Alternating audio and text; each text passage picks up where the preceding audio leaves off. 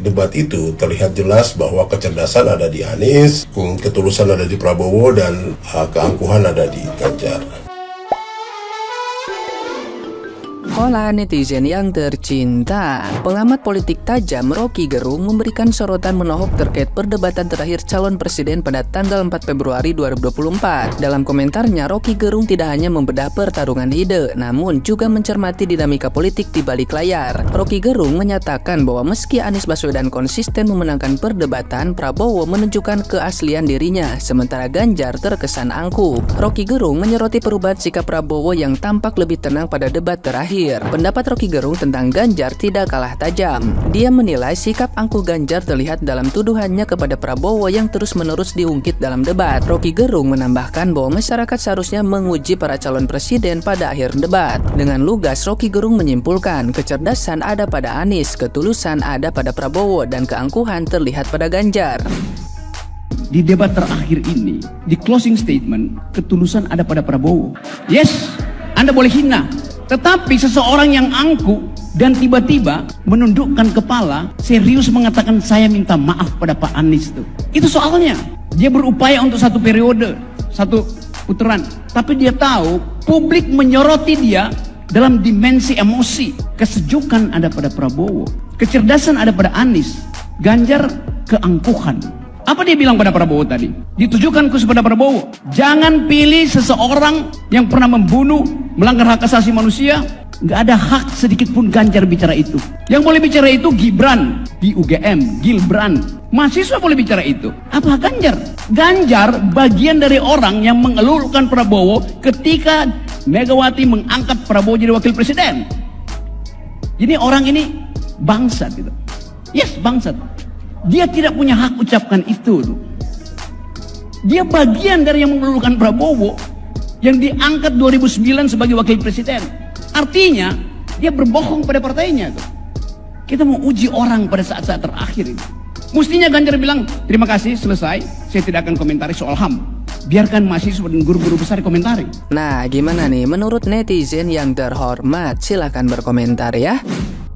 Dari debat semalam, Pak Anies begitu cerdik. Dari pertanyaannya, dari serangan-serangannya terhadap Prabowo, terlihat begitu santun, beda dengan debat sebelumnya. Karena Pak Anies menyadari betul serangan yang terlalu tajam ke Prabowo itu hanya akan mendegradasi elektabilitasnya dan tidak berpengaruh terhadap elektabilitasnya dia. Maka Pak Anies terlihat begitu santun tadi malam. Kemudian Pak Prabowo terlihat begitu negarawan. Terlihat dari closing statementnya yang dia selalu membawakan kecintaan terhadap NKRI dan berani meminta maaf terhadap paslon-paslon lain. Dan terlihat dari debat semalam juga Pak Prabowo itu selalu mengiyakan, menyetujui apapun pendapat dari Pak Ganjar, pendapat dari Pak Anies, karena memang sedari awal Pak Prabowo tidak menganggap Pak Anies dan Pak Ganjar itu adalah musuh politik, tapi dia menganggap bahwa Pak Anies dan Pak Ganjar itu adalah putra terbaik bangsa yang sedang ikut berkompetisi. Maka terlihatlah kenegarawanan Prabowo. Sedangkan Pak Ganjar masih saja terjebak dalam strategi mendelegitimasi Pak Prabowo ataupun mendelegitimasi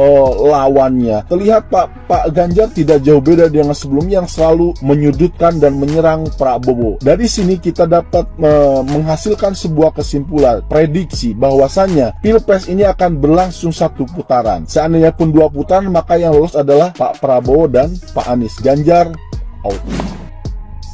Dalam video itu, Rocky Gerung mengatakan bahwa di debat itu terlihat jelas bahwa kecerdasan ada di Anies, ketulusan ada di Prabowo, dan keangkuhan ada di Ganjar. Ya oke lah, sah-sah saja karena namanya ini kan opini ya, dan tidak ada salahnya juga kalau saya juga mau beropini. Nah, terkait soal kecerdasan, kita sama-sama tahu lah kalau Anies Baswedan memang sangat lihai, sangat pandai dan baik, bagus, bahkan terlalu bagus saat berretorika dan berorasi ya.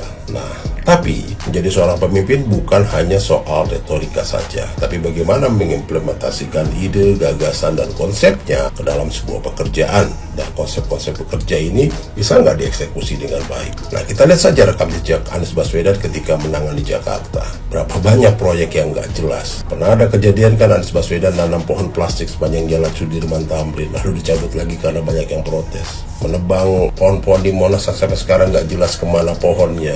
Kasus Formula E, program OKOC, reklamasi, yang judul kampanyenya adalah menolak reklamasi, tapi dia menerbitkan hampir 1.000 surat izin mendirikan bangunan di lahan reklamasi. Belum kasus DP, program DP 0%, kasus-kasus kelebihan bayar, lem Aibon, bolpen di sekolah, dan masih banyak lagi. Dan ini semua membuktikan bahwa Anies Baswedan sama sekali tidak bisa mengeksekusi konsep-konsep bekerjanya. Meskipun dia sudah didampingi oleh tim TGUPP berjumlah 73 orang. Oke, nah sekarang kita bicara soal ketulusan Prabowo.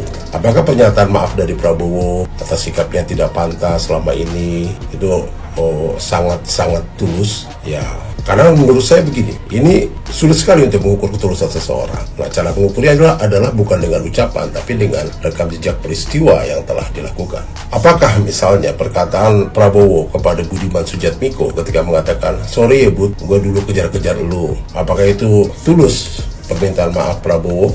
Kalau misalnya Pak Prabowo mengucapkan kalimat itu kepada ibunya Wawan, salah satu korban 13 aktivis yang sampai sekarang hilang entah kemana, apakah ibunya Wawan akan bisa melihat kalimat itu sebagai kalimat ketulusan? Misalnya dia berkata, sorry ya Bu Wawan, gue hilangin anak lu, sorry ya. Apakah Bu Wawan akan melihat itu sebagai sebuah ketulusan? Pernahkah Prabowo datang ke acara Kamisan yang sudah berlangsung selama 17 tahun ini? Nah, ini saja sudah bisa menjadi ukuran. Nah, saya memang mengerti maksud dari Pak Prabowo adalah dia ingin terlihat baik dan tidak lagi terlihat angkuh. Karena mungkin banyak sekali blunder yang dilakukan, dan ini saya rasa strategi dari timnya supaya Prabowo tidak tergerus suaranya, karena memang sudah sekali mengontrol emosi Pak Prabowo. Banyak kasus kan kemarin soal dasmu etik lah, soal goblok lah, soal emang gue pikirin, sorry ya, joget-joget, pelecehan-pelecehan yang berupa verbal gitu. Ini kan sangat-sangat menunjukkan keangkuhan dan kearoganan dan anti kritik dari Pak Prabowo. Nah, saya lihat justru malah Prabowo sulit sekali dan sangat terpaksa mengucapkan itu. Karena terbukti setelah debat pun Pak Prabowo menolak untuk sesi tanya jawab dan sesi foto bersama. Sangat terlihat tidak ramah gitu ya. Jadi kalau dilihat ini sebagai sebuah ketulusan, dari mana kita mengukurnya ini sebuah ketulusan? Sedangkan begitu banyak pelanggaran yang sudah dilakukan dan kita belum melihat wujud dari perubahan atau ucapan dari Pak Prabowo ini, yang bahkan langsung dibatalkannya ya. Ucapan yang kelihatan sangat rendah hati itu pada saat selesai debat dengan menolak sesi wawancara tanya jawab, langsung dibatalkan dengan kembali menunjukkan kearoganannya. Nah, lalu soal Ganjar yang dibilang angkuh, Pak Ganjar hanya mengutip ucapan Pak Jokowi di tahun 2019 lalu. Jadi bukan Pak Ganjar yang mengucapkan itu, bahwa kita tidak boleh memilih pemimpin yang punya rekam jejak pelanggaran HAM, punya potongan diktator, dan punya sejarah kekerasan. Ya karena ya memang kita tidak mau kembali ke zaman Orde Baru, atau kita tidak mau mendapatkan pemimpin seperti itu. Nah, saya rasa begini, saat ini semua orang bisa melihat dengan jelas mana yang tulus, mana yang modus. Ya, mana yang memang memikirkan rakyatnya dan mana yang memang hanya ingin berkuasa, mana yang konsisten dengan semua ucapannya, mana yang selalu belagak pilot setiap ditanya soal konsistensinya. Salam. Di saat capres-capres lain melakukan sesuatu yang mengesankan, baik di saat bertanya maupun menjawab atau bahkan di saat sesi debat tanya jawab, namun ada satu hal yang menjadi sebuah sorotan publik, yaitu adanya salah satu capres yang melakukan blunder 3 kali, kata sepakat 3 kali, kata setuju 3 kali, bahkan ada 3 kali jawaban yang tidak nyambung. Ya, hal tersebut cukup kita dapat melihatnya dengan jelas. Pertanyaannya, sebenarnya Anda memiliki ide, gagasan, dan program apa tidak sih sampai Anda melakukan serba 3 kali? Dari debat capres terakhir malam ini, akhirnya aku tahu kenapa elektabilitas Prabowo Gibran itu di atas 01 dan 03. 01 terlalu akademis. Kata-kata yang keluar itu susah dimengerti masyarakat. Kayak pemerintah itu adalah pohon rindang di mana bulunya mengeluarkan oksigen, dan ketika panas seluruh makhluk hidup dapat berteduh di bawahnya. Masyarakat susah mengerti. Prabowo Gibran langsung saja, pemerintah akan memberikan makan siang gratis langsung dari 03, selalu mengungkit-ungkit masalah dinasti, masalah HAM, masalah sakit hati, masalah keberpihakan. Tidak ada visi misi ke depan. Prabowo menjawabnya dengan minta maaf. Ya minta maaf ya kalau ada salah kata, minta maaf kalau ada salah perilaku. Gitu dong yang harus. Gimana guys, sudah nonton debat capres kelima semalam? Kalau saya sih nontonnya cuma closing statementnya aja. Dari situ saya bisa menilai. Kalau kalian beda penilaian, yaitu hak kalian. Ini kan sudah berakhir nih debatnya. Tinggal kita nunggu tanggal 14 Februari untuk pencoblosan. Jangan sampai golput ya. Sekarang kita masa tenang aja. Yuk, jangan lagi kita saling tuduh-mentuduh, sebar fitnah, hoax, dan lain-lain. Apalagi sampai berantem karena beda pilihan. Sudahlah, teguhkan hati dengan pilihan kalian dan cukup diam. Kalau masih ragu, cari fakta atau info-info tentang paslon tertentu itu. Tapi harus pintar ya membedakan mana yang hoax dan realita. Kita ini saudara sebangsa dan setanah air. Masa karena beda pilihan kita harus bertengkar? Yang atas enak bikin gaduh, bikin berita bohong. Kita yang di bawah suruh bertengkar. Rugi kita guys. Ini mohon maaf ya, karena saya pendukung dari 02. Saya himbau kepada pendukung 02, mungkin serangan-serangan demi serangan itu akan muncul. Gak usah takut dan ragu. Pakai jalur langit aja lah. Allah nggak tidur kok. Selama ini sudah terbukti kan, kalau ada berita hoax gitu kan pasti kebongkar langsung. Yang perlu kita lakukan adalah sesuai dengan pesan Pak Prabowo dan Mas Gibran. Boleh beda pilihan, tapi kita semua adalah saudara. Yang penting rukun. Itu saja pesan dari saya. Semoga kita semua bisa mendapatkan presiden yang terbaik untuk negeri ini. Terima kasih.